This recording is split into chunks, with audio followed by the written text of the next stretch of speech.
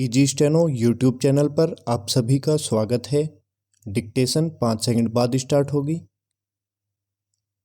Ready start.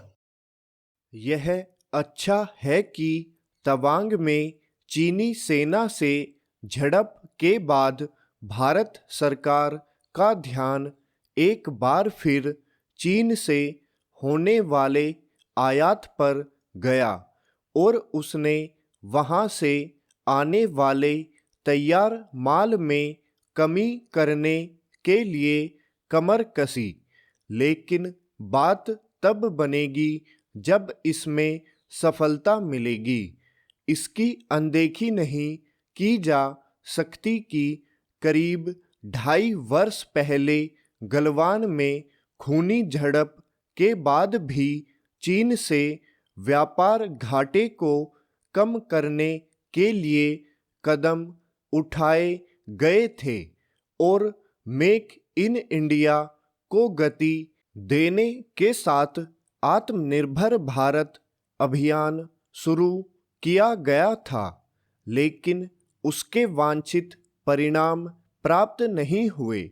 यदि उन कारणों की पहचान कर उनका निवारण नहीं किया जाता जिनके चलते चीन से आयात होने वाली सामग्री कम नहीं हो पाई, तो फिर से नतीजा ढाक के 3 पात वाला ही हो सकता है।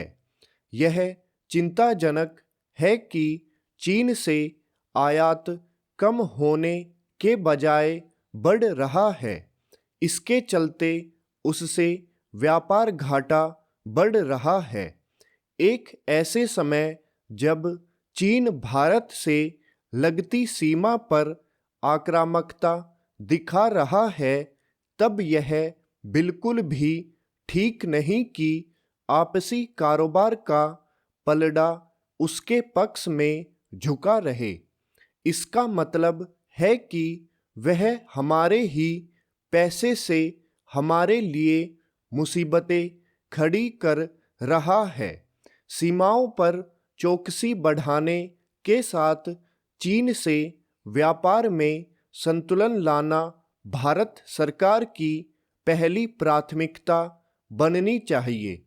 चीनी वस्तुओं पर निर्भरता खत्म करने और उसके यहाँ से होने वाले आयात को कम करने में सफलता तब मिलेगी जब हमारा उद्योग जगत इस चुनौती का सामना करने के लिए आगे आएगा। समझना कठिन है कि वह इस चुनौती का सामना करने के लिए तैयार क्यों नहीं है।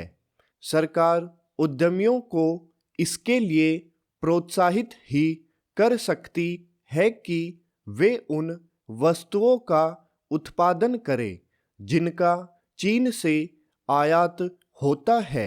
गुणवत्ता के मामले में इन वस्तुओं का उत्पादन न केवल घरेलू बाजार की आवश्यकता के अनुरूप होना चाहिए, बल्कि विश्व बाजार में स्थान बनाने वाला भी।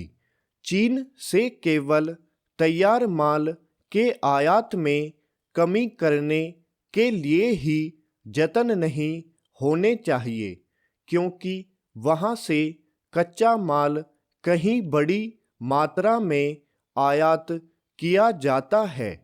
विडंबना यह है कि इसमें कुछ सामग्री वह भी है जिसका निर्माण एक समय भारत में होता था।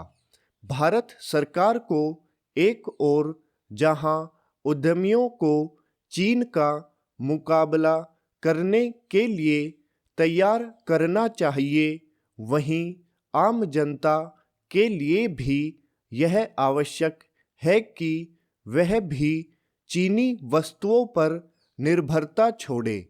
सरकार को यह भी समझना होगा कि चीन को सही संदेश देने के लिए कोई नए उपाय करने होंगे, क्योंकि यह स्पष्ट है कि गलवान की घटना के बाद उसके ऐप्स पर पाबंदी लगाने के जो कदम उठाए गए थे वे कोई बहुत अधिक कारगर नहीं हुए।